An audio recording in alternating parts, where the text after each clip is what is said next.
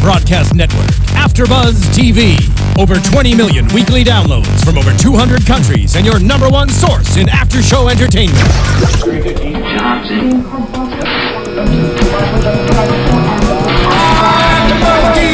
AFTERBUZZ TV, the destination for TV superfans. Producing aftershows for over 300 of your favorite TV shows. Interviewing celebrities and showrunners. And bringing you behind-the-scenes exclusives. All thanks to E! Entertainment's Maria Menounos, producer Kevin Undergaro, and internet leader Akamai.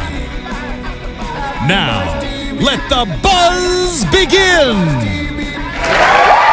Hello everybody, welcome back to Manhattan's AFTERBUZZ TV After Show for your favorite show, Manhattan. As you can tell, I'm by myself in the studio tonight. Mr. Bobby DeMuro could not join us tonight, unfortunately, so it's just me, myself, and I, and my awesome engineer, Sean. Hello, Sean. Yes. Hello, Marissa. He's running the ones and twos today, and I am going to try my best to recap this amazing show. I'm really loving it, and everything that's going on, it's great to watch, and I love how they're just like portraying this time back in the 1940s, how people reacted with each other during that whole Los Alamos city. I think it's fantastic, and I think they're doing a really great job conveying that on the screen for us viewers to watch today. We are covering Season 1, Episode 5 episode, New Approach to Cosmology. I mean, a lot happened in tonight's episode, so let's just get into it. Well, I'll quickly start with Liza and her problem. I mean, we've been seeing that Liza's been really questioning herself and that she doesn't feel like she has a place in this town yet. We know that she gave up her career to support her husband, Frank, and his science that he's helping with this government project. She doesn't know what it is yet because she's still in the dark. But she still has that love of science because she is a botanist. She is very well educated. She has her PhD. But someone who's that level of intelligence, she's going to be getting, I guess, cabin fever, you can say, especially being in this town and not feeling like she has a place yet or a voice, as we will quickly talk about. But she wants to, she's doing her bee study, and she's studying the hives, the imitation of this beehive for her studies. And we find out that the guys in that area are not liking it. This bee project of hers is kind of getting on people's nerves.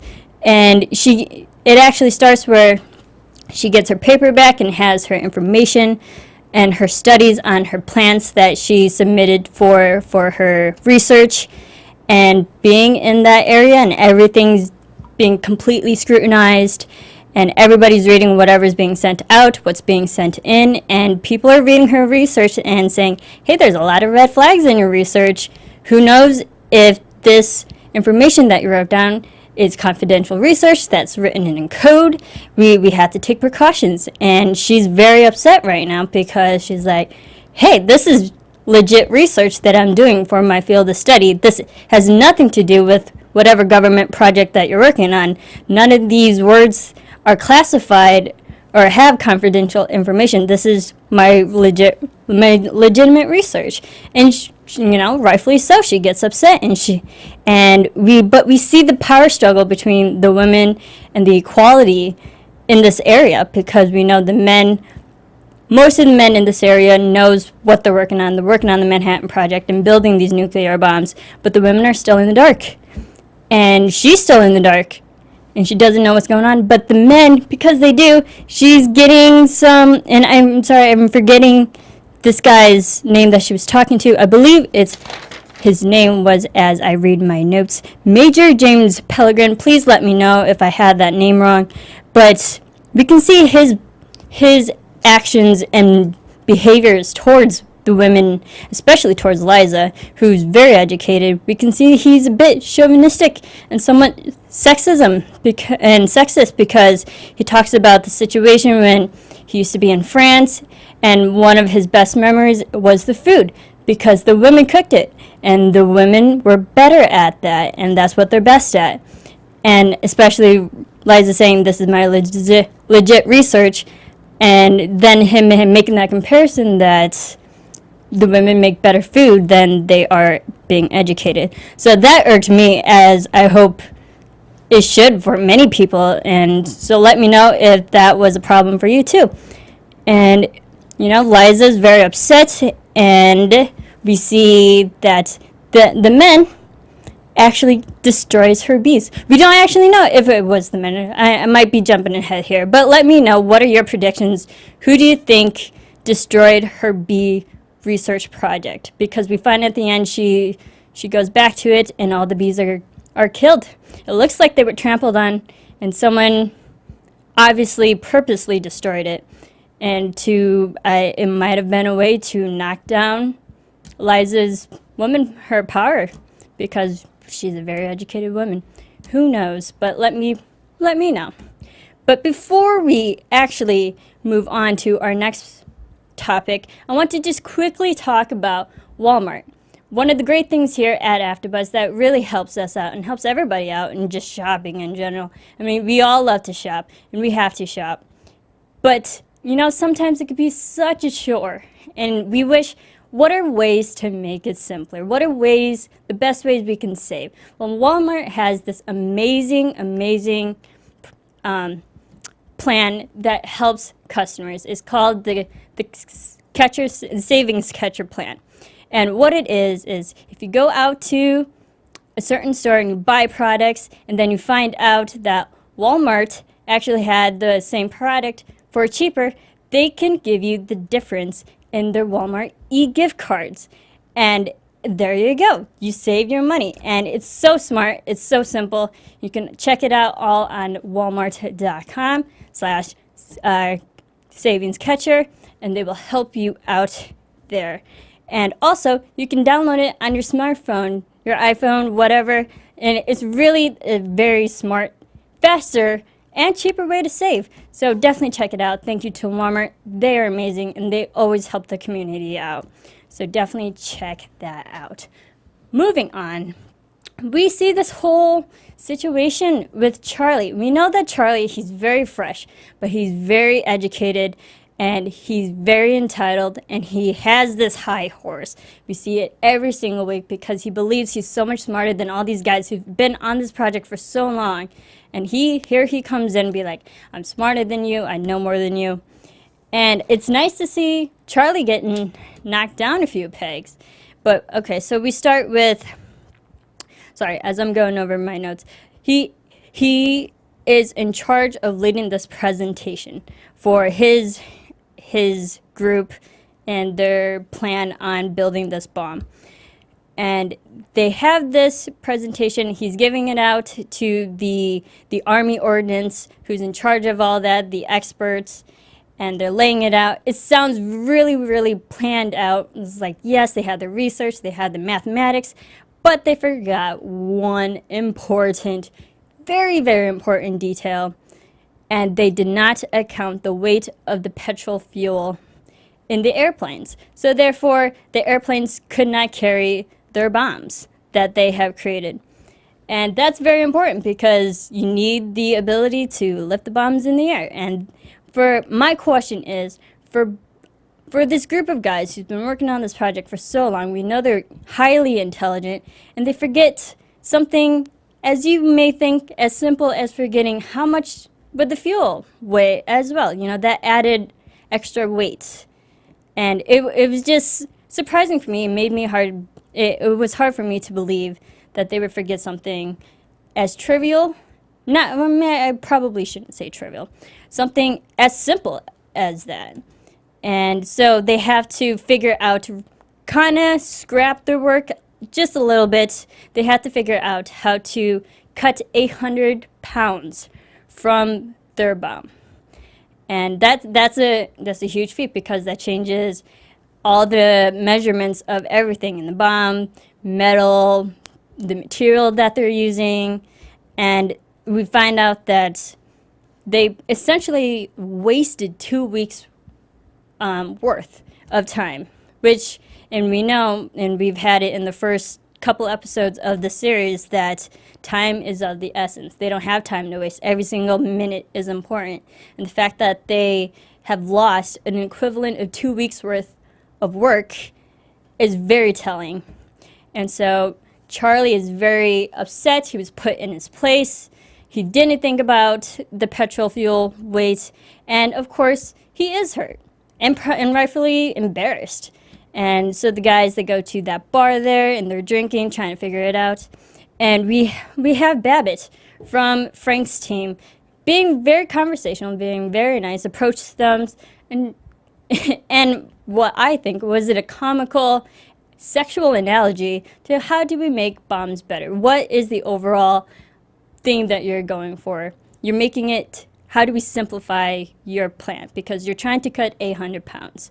So if you think about it, they find out that they had to make their bombs the bomb cannon longer and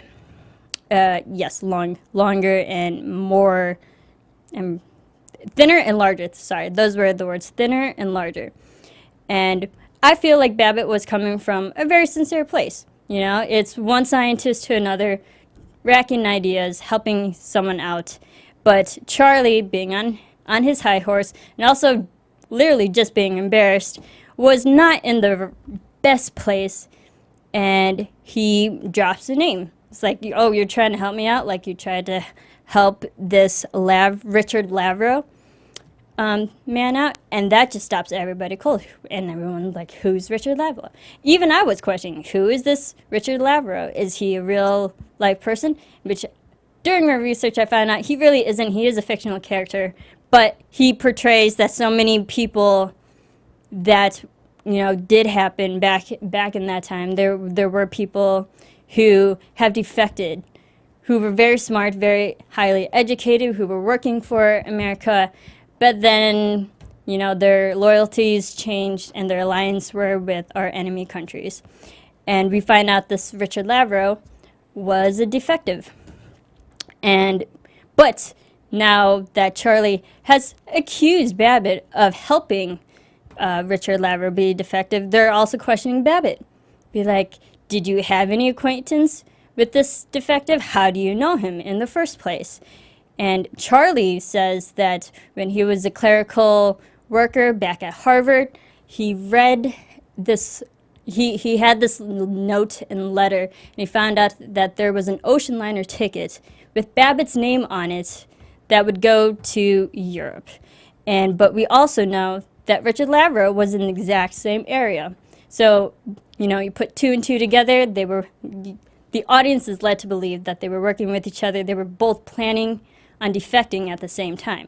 But we know that Richard Lavro defected, but Babbitt is still a good guy. He's still working for America, and he's still working on the Manhattan Project. But, of course, Frank has to question because Babbitt is part of his team. It's like, did you know Lavro? Please do not lie to me. You guys, and we know Babbitt originally had lied because he was like, you know, honestly, we did meet. They were just simple acquaintances back at conferences back in the day. And I never thought it would have been a big situation. It was just like literally crossing paths and, you know, maybe small talk here and there. But that's just enough to believe that maybe they did form this relationship. And maybe they did, you know, pass confidential information to our, you know, our enemy countries. So, and then Babbitt, he gets a polygraph test to see if he is an American spy. And he goes through the ringer, all because Charlie pointed a finger because he was hurt. But we do find out, and I love how we see Frank's loyalty and the lengths that Frank's will go to help out his friend, to help out his team. And because we see Frank being upset that his good friend was accused being, of essentially an American spy, he does some recon on Charlie. Because we know that Frank and Charlie, they've been button heads because Charlie's also hurt that Frank read his research paper and Frank was the only person who rejected it for publication. But now we find out why Frank's rejected it. We know it happened, but now there's the reason why. So Frank goes back and rereads Charlie's paper called A New Approach to Nuclear Cosmology, hence the title of the episode. But we find out that Frank realized Charlie plagiarized. This new approach to nuclear cosmology isn't so new. We find out there was a section, a paragraph, exactly word for word, that Charlie used in his paper. But Charlie didn't realize, he was doing research, he was taking notes, but didn't generally realize that he was plagiarizing until he submitted it for publication. But Charlie and Frank, they talk about it, and Charlie, of course, is being now. Charlie's upset because, you're calling me a cheater and plagiarized my way through high school, and why should I be here? And all these questions ensue. And Charlie says, yes, perhaps I did plagiarize, and I realize it now, but all great men, and I'm sorry, as I'm trying to read through my notes here, but he did say the line that, all great scientists are built on the shoulders of great men. Essentially saying that great people use other people's work to, elevate their own resources and elevate their own findings and research. Yes, pretty much. If you think about it, everyone does. They take ideas, they get their influences from here and there. But we find out that Charlie literally took it word for word. But let me know what you think. Do you think, now that we know Charlie did plagiarize, should he be part of the Manhattan Project? We know he's a very intelligent man. But should he really be qualified to work here? Now that we know, sometimes he might have cheated his way through. Was it just this one time? Or were there more times that he passed off work that was actually someone else's and he said it was his own? Let me know what you think. But also, in between all that, we hear Frank is talking on the phone, and we know Abby is one of the operators. She's the one that patches all the lines back and forth. And Abby's the one who overheard this conversation that Frank's talking about and calling Charlie a cheater, and he plagiarized. And then Abby goes to Charlie and asks him, did you plagiarize? Don't lie to me, I'm your wife. So that's pretty much the inception of why that whole situation brewed between Frank and Charlie. But, a lot did happen, and I'm sorry, I'm just by myself, so please bear with me. But then also we see Frank. Frank is kind of being followed. And, okay, so we start the episode, Frank's in his car, and he's driving down. And I have to, point it out to the writers, to the editors, and the sound editing, the ringing and the lights. And we know that Frank is so deprived. He's working constantly 24/7. He's getting no sleep, and he's now officially suffering post-traumatic stress syndrome. But I believe back in that day they called it shell shock. So because they're not as informed as we are today in the 21st century. But so it's a mixture of all these different elements that's really causing Frank to start to see things, and we don't know if it's there or if it's really there. But we do find out that is there. So at the beginning, there's this man who's following him because Frank's driving in his car, and he pulls over thinking he's being followed. And we find out there's this guy that comes and walks up to his window, be like, are you okay? Generally checking up on him because Frank, being sleep deprived, I guess he was all over the road and probably just generally concerned for the driver. And Frank's like, yes, yeah, thank you for, I'm just, trying to get home. But we find out at the end of the episode, the bookend with the same man, he has actually been following Frank around. And it seems like, I don't know, I didn't catch his name. I don't know if you guys did, but it seems like he was probably hired to spy on Frank.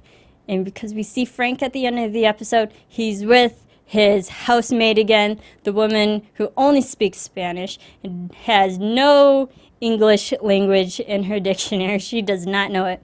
We find out that Frank has been sleeping with this woman. Have Frank been, is this infidelity between Frank been going on? Is it true? I don't know. I find it absolutely hard to believe. I mean, I know we question that Frank and Liza's relationship is on the rocky end. But you can see every episode, they still try to communicate in this short amount of time that they have on screen together. But there is a relationship. They do love each other.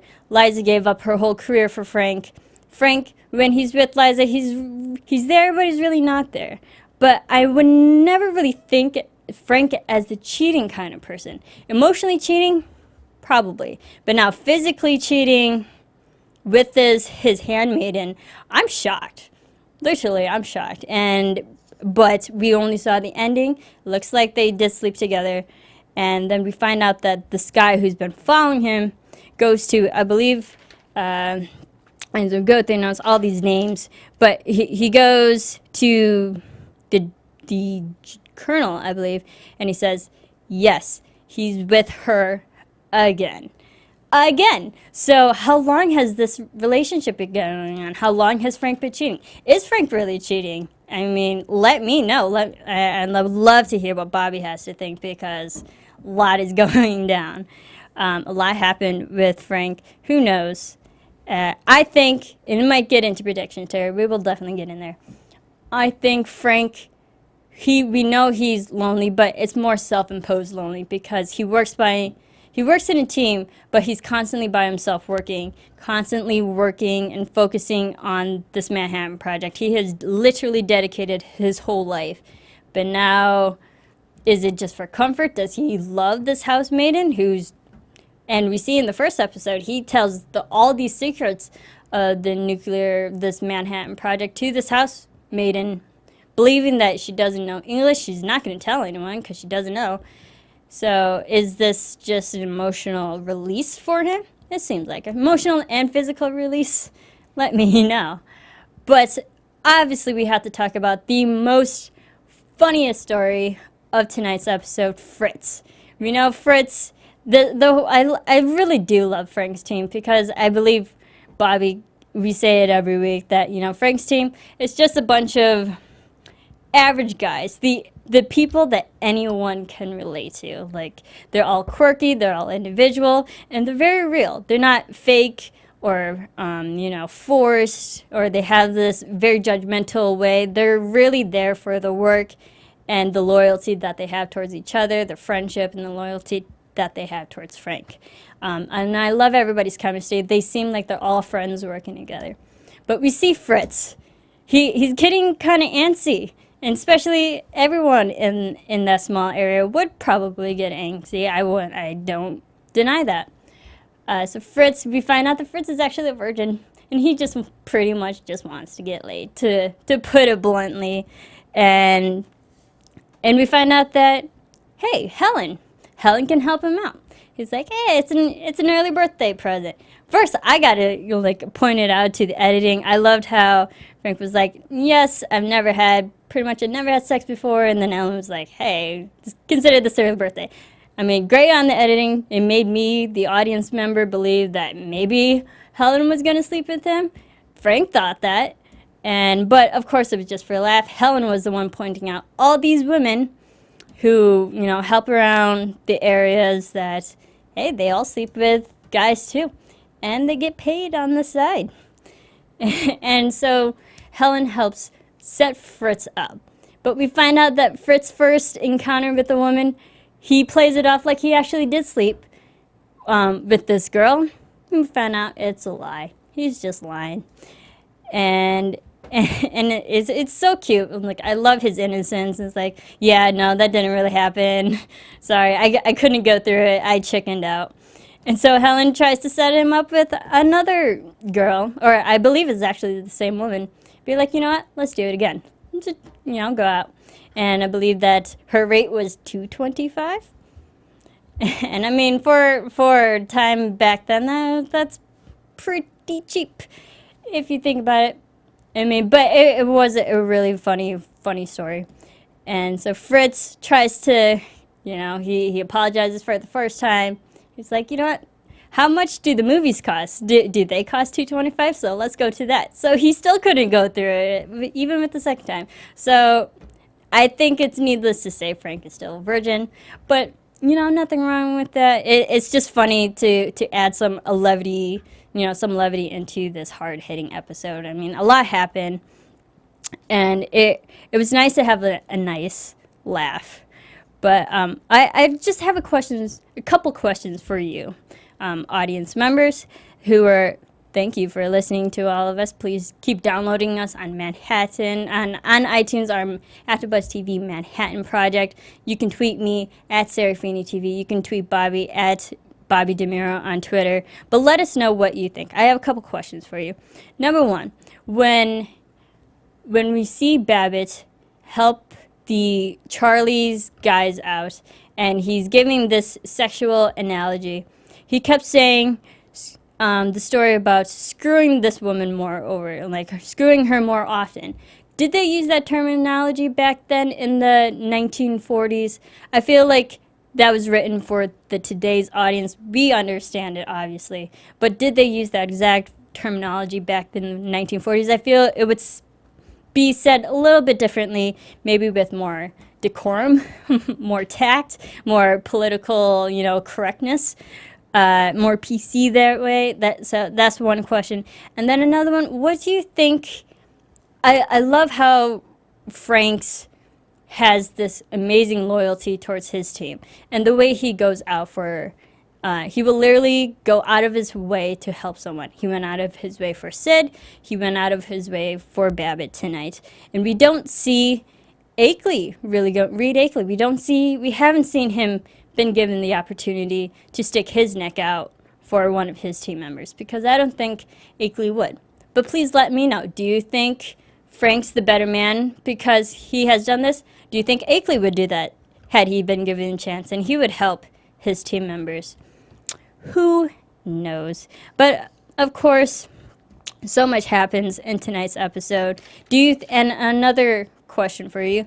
Do you think Abby and Charlie's relationship will last? I mean, we started this episode very, very happy, if you know what I mean, with Charlie and Abby getting it on. But then after this whole plagiarism situation goes down, do you think Charlie and Abby, they ended on a fairly rougher note tonight's episode? Now they're not even together. I mean, well, they are together in the bed, but Charlie is restless. He can't think. There is an obvious rift between Charlie and Abby. There's that wedge in between them, and it's called Frank. And do you think this is the start of their relationship's downward spiral? I think it might be, but yeah, please let me know.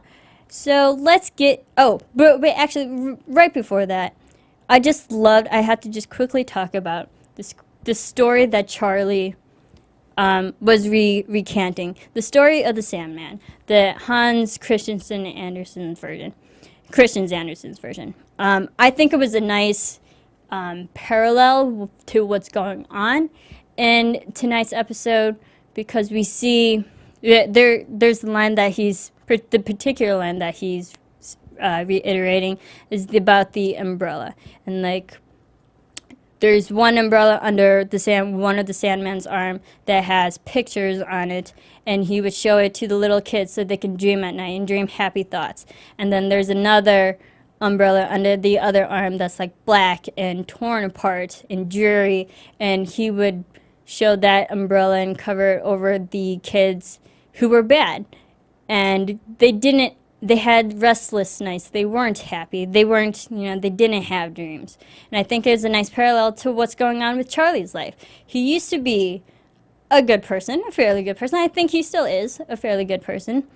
But now he's kind of restless at night. And I think I love the parallelism that it's like now he can't sleep anymore. At the beginning he could, and now he can't. And I think it's just what's going on in his life. So let me know. Did you get that out of the story? I think so. That's just my opinion.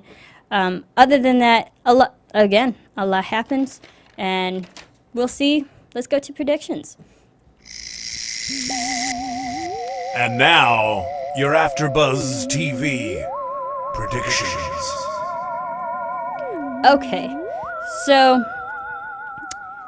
of course, we see in the previews a lot of things are going to happen in next week's episode, but we see again, as I go through my notes, we see this, is Frank cheating? Do you think he's cheating? It looks like he's cheating now with his handmaiden. I think if he is, that information is definitely going to get out to the public. And now we see this second team, Charlie, and Charlie has to go away on this business meeting retreat and getting more research on the other Manhattan, so-called Manhattan projects that are going on in the other countries, the equivalent to the people who are doing the same thing in their countries. We see that Germany is ahead with their project than all the guys at Manhattan Project are, all the guys at the Los Alamos there, because I believe it's Germany. We actually don't know which state it is, but we know it's another country that is more advanced or more ahead right now in the bombing game, and they're at the point where they're testing their bombs. It's not even theoretically, if we had this, like, the weights of the bombs and how we would execute it, and this is what we would do. Now it's really a matter of, does it work? We have it, does it work? And America right now is like, we have the idea, we don't have the bomb yet, but we have the idea. So watching the previews, I had to pause it. It looked like it was Germany because we had the Nazi banners down in that one room. So I'm going to have a safe bet that it might be Germany's project, that the Germany group that's working on the same project, that they're ahead of the nuclear bomb game. And then also we see Fritz. Did he swallow some of the, involuntarily swallow some of the plutonium? That could be serious. And then who knows if that's a serious story or another funny story. I mean, I love Fritz. He's really just a funny guy to watch in all the episodes. Let me know what you think. Again, I'm your host, Marisa Serafini. You can follow me on Twitter at Serafini TV. You can follow my awesome co-host, Bobby DeMuro. He will be back next week, hopefully. And you can follow him on Twitter at Bobby DeMuro. You can follow him on Instagram at Mr. Bobby DeMuro. You can follow all of us here at AFTERBUZZ on Twitter, Facebook, Instagram, all of those fun social media places at AFTERBUZZ TV. Definitely check it out. Thank you all for listening to me and bearing with me in this awesome episode of Manhattan. So much is happening, so much more to happen. Let me know your thoughts and predictions, and we will see you next week. From executive producers Maria Menounos, Kevin Undergaro, Phil Svitek, and the entire AfterBuzz TV staff, we would like to thank you for listening to the AfterBuzz TV network. To watch or listen to other after shows and post comments or questions, be sure to visit AfterBuzzTV.com. I'm Sir Richard Wentworth, and this has been a presentation of AfterBuzz TV. Buzz you later. The views expressed herein are those of the hosts only and do not necessarily reflect the views of AfterBuzz TV or its owners or principals. Thank you for watching AfterBuzz TV on YouTube. For more of your favorite after shows and interviews, subscribe to our channel here, and be sure to share your opinion on the episode in the comment section below here. We'd love to see what you guys are buzzing about. Thanks again. Buzz you later.